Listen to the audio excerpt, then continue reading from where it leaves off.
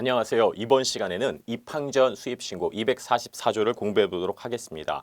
우리 신고라고 하는 것은 원칙적으로 입항 이후에 할 수 있는 것입니다. 근데 예외적으로 입항 전에 수입신고를 할 수 있는 그런 규정을 마련해 두고 있습니다. 신속 통관을 위한 조치라고 보시면 될 텐데요.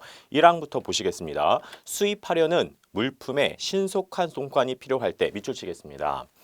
는 243조 2항에도 불구하고 243조 2항이 바로 우리 입항 후 우리 신고를 우리 규정하고 있고 그것이 원칙입니다. 그 규정에도 불구하고 신속 통관이 필요할 때 대통령령으로 정하는 바에 따라서 해당 물품을 적재한 선박이나 항공기가 입항하기 전에 수입 신고를 할 수 있다. 그 부분 밑줄 하겠습니다. 입항하기 전에 수입 신고를 할 수 있다. 이 경우 입항 전 수입 신고가 된 물품은 거기 신고 동그라미 하겠습니다. 신고가 된 물품은 굉장히 중요한데요. 우리나라에 도착한 것으로 봅니다. 이 규정을 여러분들 꼭 기억하셔야 됩니다.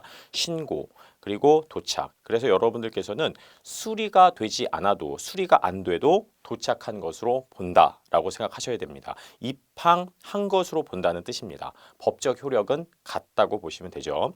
2항 보시겠습니다. 세관장은 입항 전 수입 신고를 한 물품에 대하여 246조에 따른 물품 검사를 실시하기로 결정하였을 때에는 수입 신고를 한 자에게 통보해야 한다. 그래서 그러니까 물품 검사 대상일 수 있어요. 입항정 신고를 했는데 물품 검사 대상이면 그것을 수입 신고한 자에게 통보해야 한다. 통보 동그라미 하겠습니다. 검사 대상에 해당될 때를 말하는 겁니다. 그리고 3항 보시면요. 제2항에 따라서 검사 대상으로 결정된 물품은 수입 신고를 한 세관의 관할 보세 구역 밑줄 하겠습니다. 그곳에 반입을 해야 한다.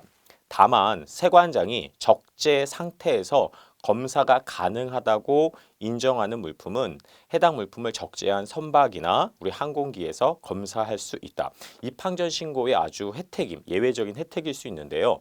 적재 상태에서 검사가 가능하다고 인정되면 그 해당 선박이나 항공기에서 검사할 수 있다. 이걸 선상 검사라고 합니다. 실무 용어에서는 그게 가능하다, 혜택이다 이런 얘기입니다. 그래서 이제 원칙적으로는 이제 보세구역에서 우리 보세구역 등에 반입을 해서 우리가 검사를 할 텐데 보세구역이 아닌 예외적으로 선상에서 검사를 할 수 있다라는 겁니다. 적재 상태 검사 가능 이렇게 암기해 두시면 되겠죠. 사항 보시겠습니다. 제2항에 따라 검사 대상으로 결정되지 아니한 물품은 그 검사 대상 동그라미 하시고요. 아니한의 물품 그 아니한 동그라미 하겠습니다.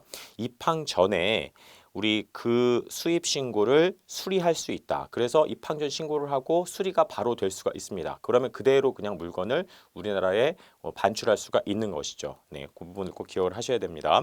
검사 대상이 아닐 때는 우리 그냥 바로 이런 일사천리로 통과가 됩니다. 입항 전에 그 수입 신고를 수리할 수가 있다. 그러니까 수리까지 될 수 있다라는 부분을 꼭 기억하셔야 되고요. 여러분 특히 조심하실 거는 그 사망에서 우리가 반입, 우리 적재 상태에서 검사가 가능하다라는 거. 저 부분만 좀 유념하시면 되겠습니다.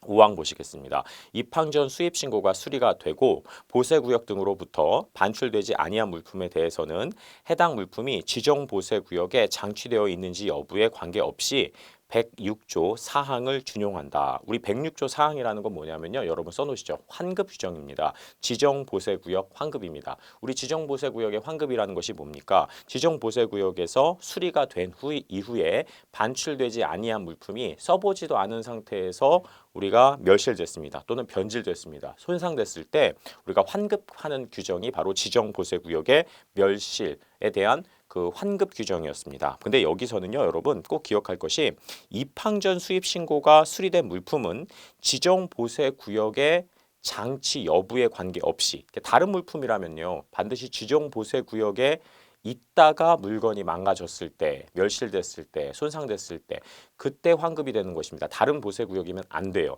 오로지 지정 보세 구역이어야 한다는 것이죠. 그런데 입항 전 수입 신고가 수리된 물품은 예외적으로 지정 보세 구역 장치 여부에 관계없이 이 환급이 적용된다라는 겁니다. 네, 그래서 바다 위에 있을 수도 있고 뭐 다른 보세 구역에 있을 수도 있습니다. 그럼에도 불구하고 예외적으로 환급을 해 준다. 어떤 환급을? 바로 지정 보세 구역 환급을 해 준다. 이 부분 아주 특징 있는 부분이니까요. 여러분 별표로 해두시고 암기하셔야 되겠습니다. 다시 한번 5항의 두 번째 줄 보겠습니다. 지정보세구역에 장치되어 있는지 여부에 관계없이 106조 4항 지정보세구역 환급 규정을 적용한다. 다른 보세구역에 있어도 된다. 또는 뭐 배이외에 있어도 된다. 환급 적용해주겠다. 이런 얘기입니다.